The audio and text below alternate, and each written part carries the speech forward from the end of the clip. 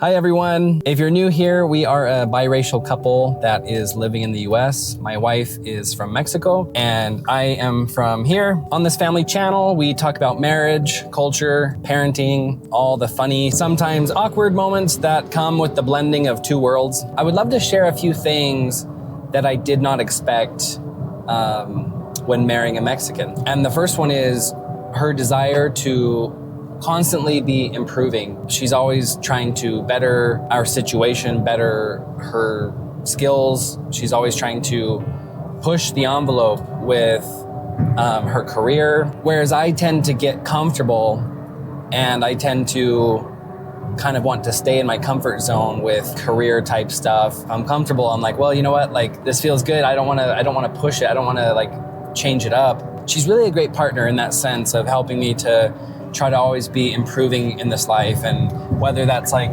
education or career, those things are very important to her, and I love that. She helps elevate those things in me for sure. Another thing, this is more on the comical side, but another thing that I was not expecting, the rumors are true.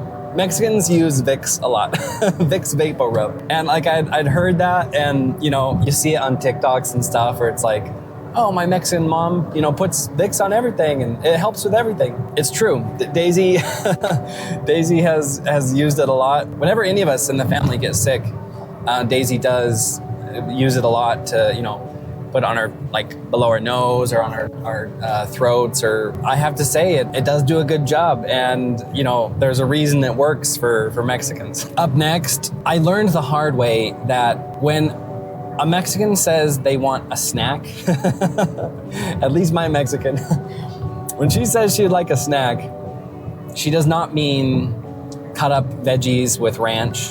She does not mean something cold to drink. She means she wants a large amount of food. Oh, basically a meal, but not quite that much. Whereas I grew up with like snacks of just like something little, you know, open up a bag of chips, and maybe not even that, like I said, like maybe grab a few almonds and some cherry tomatoes.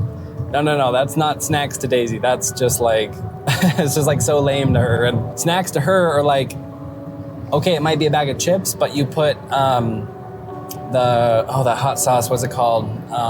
Botanera, which is like a salsa that's very popular. And then you're also gonna have your drink and you're gonna have this. It's gonna be like a large amount to get you by until your next meal, I guess. I've been made fun of a lot for bringing out cucumber slices when Daisy wanted a snack, and that was definitely not what she had in mind. Something I was hoping for when I got married to Daisy was that she would be able to, you know, cook a few Mexican dishes that she knows that maybe her mom passed on to her and stuff. And I've been so pleasantly surprised that not only can she do that, but a lot of times she's just like, oh, I can't cook. I don't know what to cook.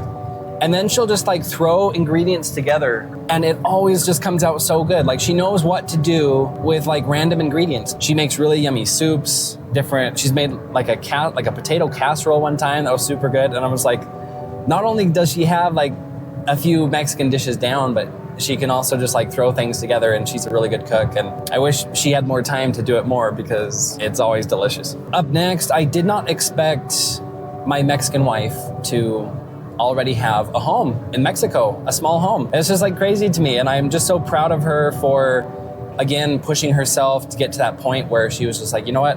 I want to get my own place. Here's what I'm going to do to be able to do that. At least for me personally, I'm very hesitant to buy a home because I am definitely nervous about getting kind of sick of a place. I really like the idea of not being tied down too much to a home. That's why I've been completely okay with traveling the country, while I've been okay with going back and forth between Mexico and Texas and Utah. And I really find myself, not that I've gotten sick of all those places, but I really find so much joy in like changing up my scenery and just always like exploring and trying new things. So anyways, I'm proud of her for having a small home, and it's fun to me. That's part of like what makes me excited to maybe get another small home in the US sometime, is knowing that, okay, if for some reason my soul just needs to get the heck out of that home. We could always go to our Mexican home.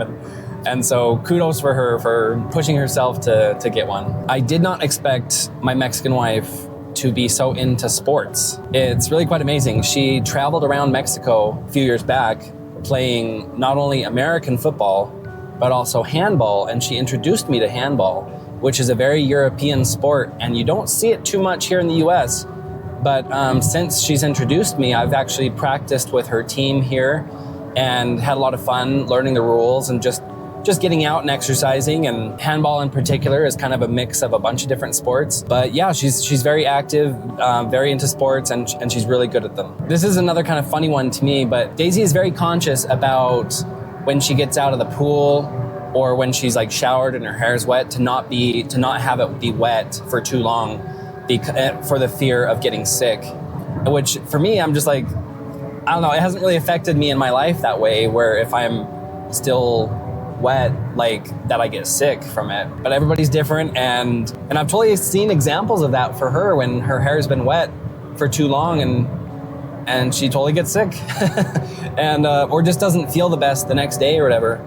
And it's just been kind of something funny that I had not expected. Being so in tune with like, hey, we can't go out in the rain, we're gonna get sick if we spend too long out there. And it's like, my body doesn't work like that, but that's interesting. I feel very lucky to have the blending of cultures in our marriage.